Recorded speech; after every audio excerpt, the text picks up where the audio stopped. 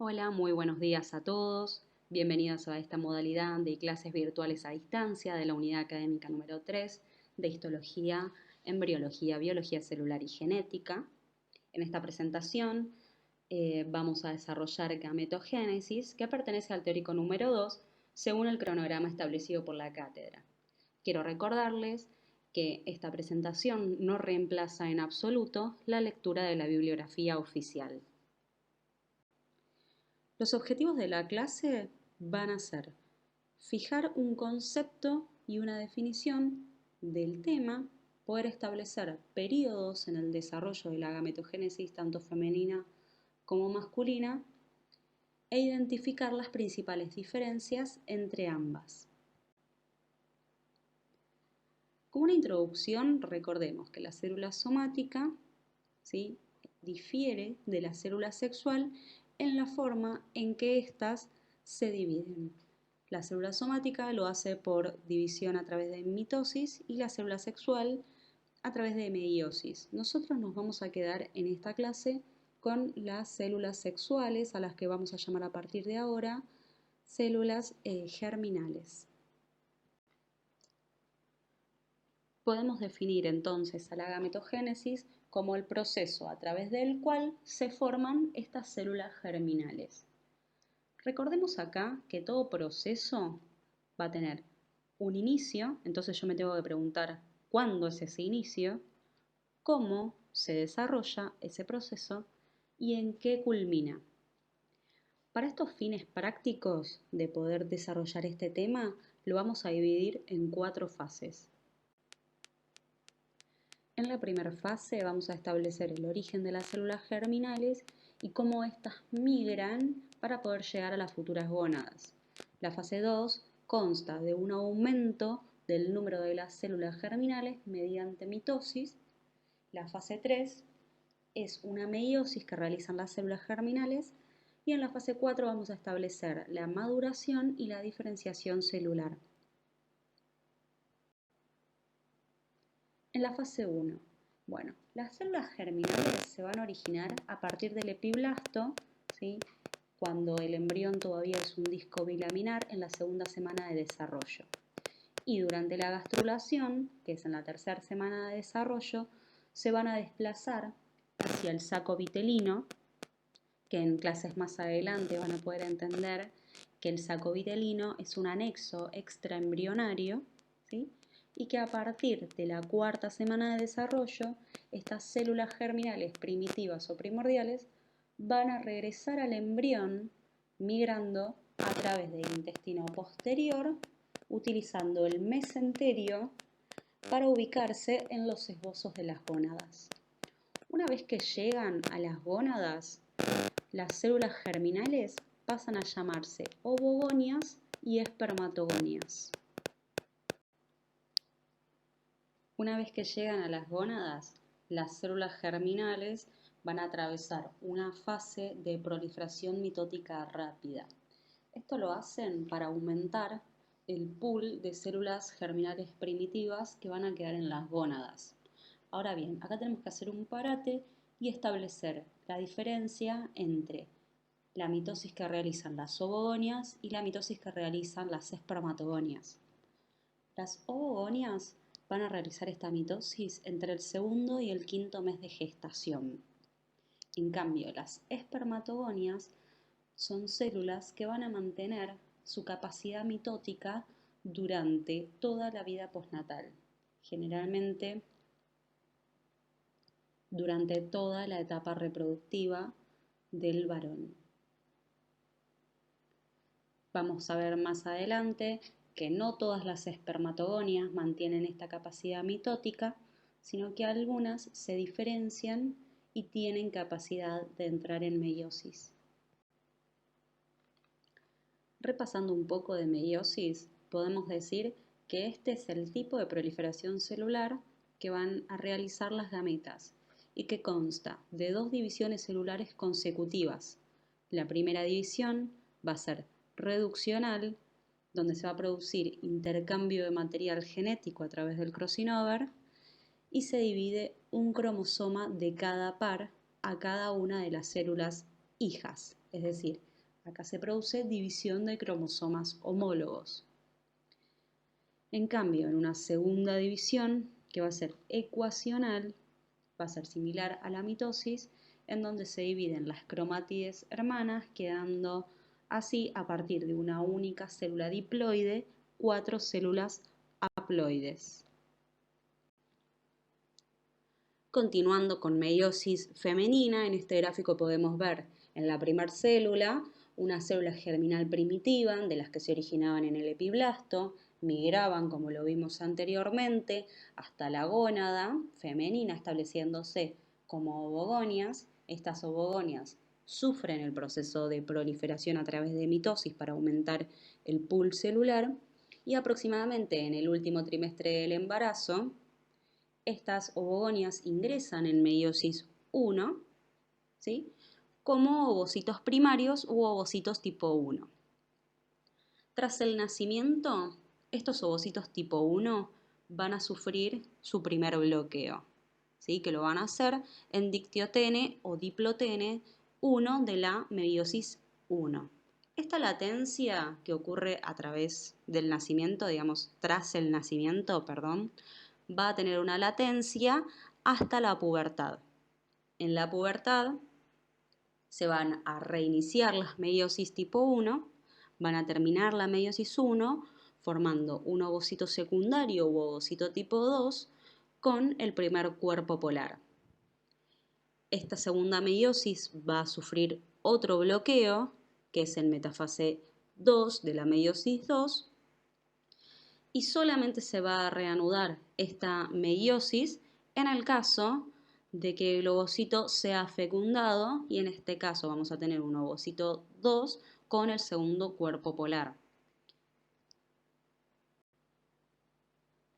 Resumiendo y pasando en limpio lo anterior, podemos decir que la ovogénesis es un proceso muy lento, ¿sí?, que va a comenzar en la vía intrauterina y que va a sufrir dos bloqueos. El primero desde el nacimiento hasta la pubertad y el segundo poco antes de la ovulación hasta que el mismo sea fecundado. ¿Se entiende entonces por qué es un proceso muy lento? Bueno, otra cosa es que todos los ovocitos inician meiosis, ¿sí? Todos aquellos ovocitos que pasaron por su etapa de proliferación a través de mitosis van a entrar en meiosis. Y el resultado final de la ovogénesis va a ser que una ovogonia que ingresó en meiosis, dándome un ovocito 1, ese ovocito 1 terminó la meiosis dándome un ovocito 2 y dos cuerpos polares. ¿En qué casos ocurre esto? En el caso de que haya fecundación, ¿sí? Entonces me va a dar un ovocito 2 y dos cuerpos polares solo en el caso que haya fecundación. En el caso que no haya fecundación, voy a tener un ovocito 2 y un solo cuerpo polar. Entonces, de esto nosotros podemos desprender que la ovogénesis es un proceso asimétrico, ¿sí?, que de una célula progenitora yo voy a tener una célula final y dos cuerpos polares. Continuando con todo el proceso de ovogénesis, seguimos con la maduración y diferenciación femenina. Tengamos en cuenta primero que el ovocito no crece y no madura como una unidad aislada, sino que lo hace en un conjunto de células que lo van a rodear, que son las células foliculares, y que a partir de ahora, en todo su conjunto, vamos a llamar folículo, ¿sí?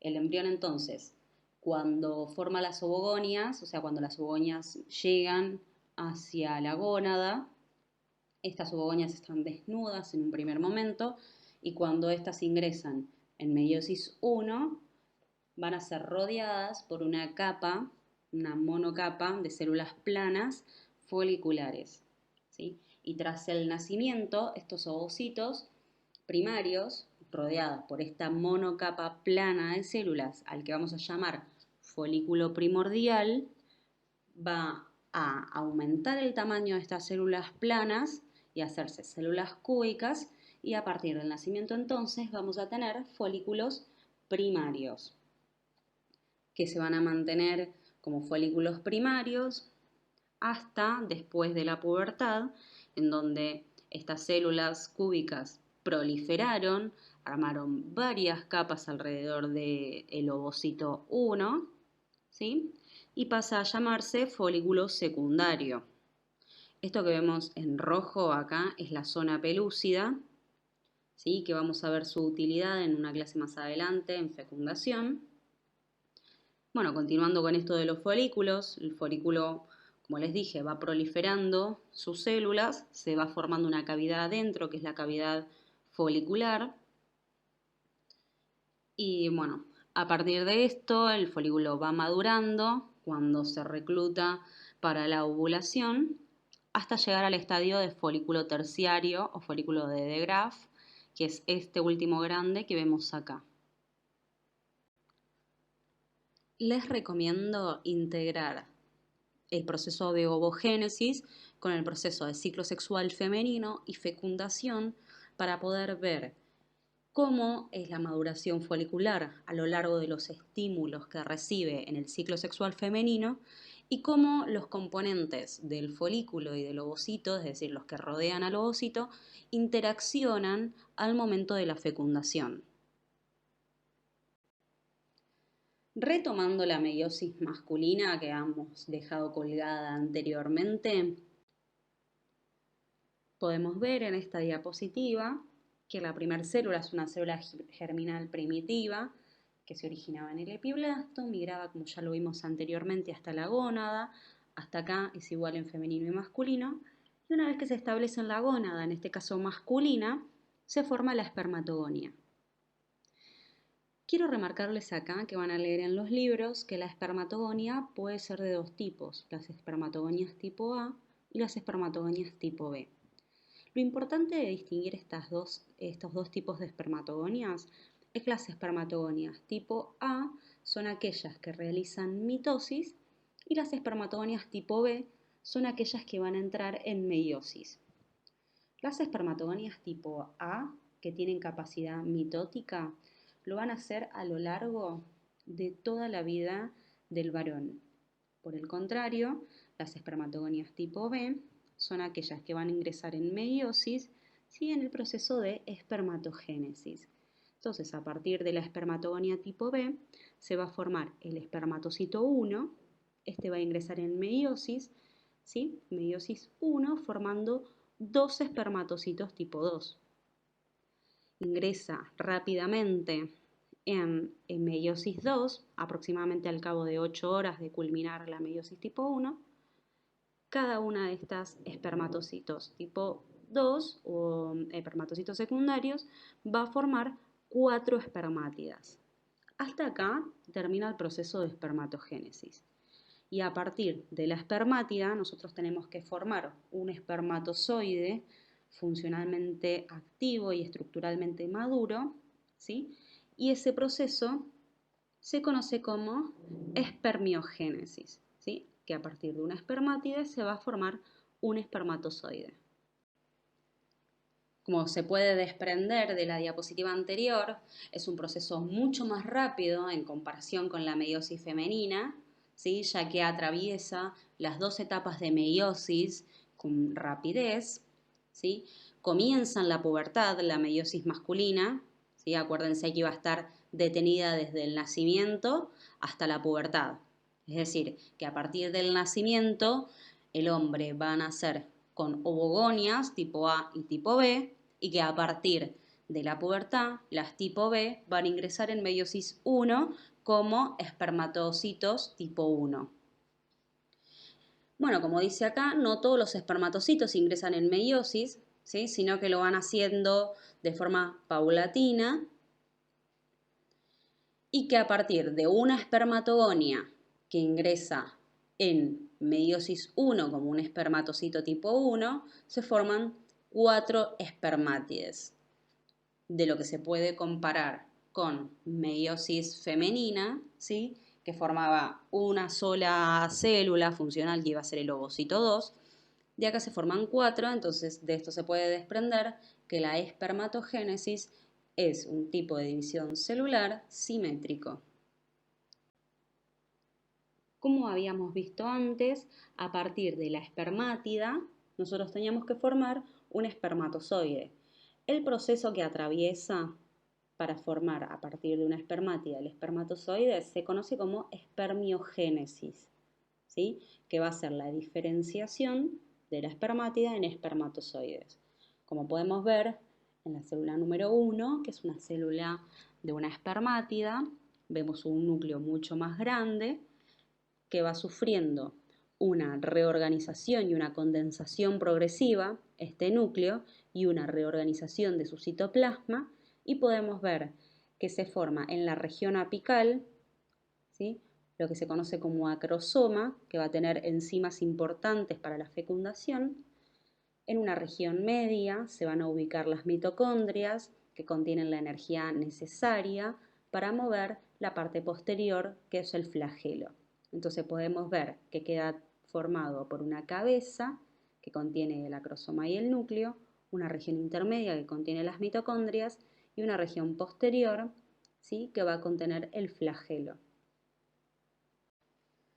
Hasta acá, al finalizar el periodo de espermiogénesis, ¿sí?, en donde formamos a partir de una espermátida un espermatozoide, ¿sí?, este proceso ocurre en el túbulo seminífero y, como bien dice ahí, la finalidad es pasar de una espermátide a un espermatozoide.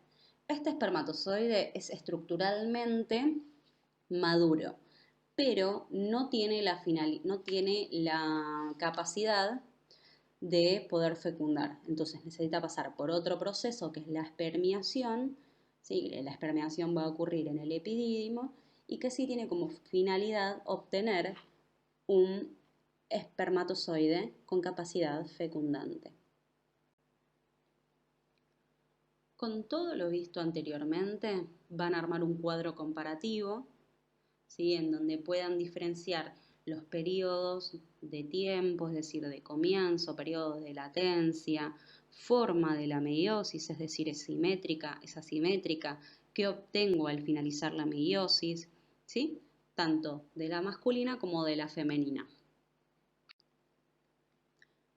Por último, y relacionado a la migración de las células germinales primordiales y a modo anecdótico, cuando estas células no llegan a las gónadas y quedan implantadas en algún lugar extragonadal, pueden desarrollarse lo que se conocen como teratomas, que son neoplasias que pueden ser benignas o malignas y que pueden tener un crecimiento rápido o un crecimiento lento, pero la particularidad que tienen estos tumores es que al estar formado por células totipotenciales pueden contener cualquier tipo de tejido en su interior.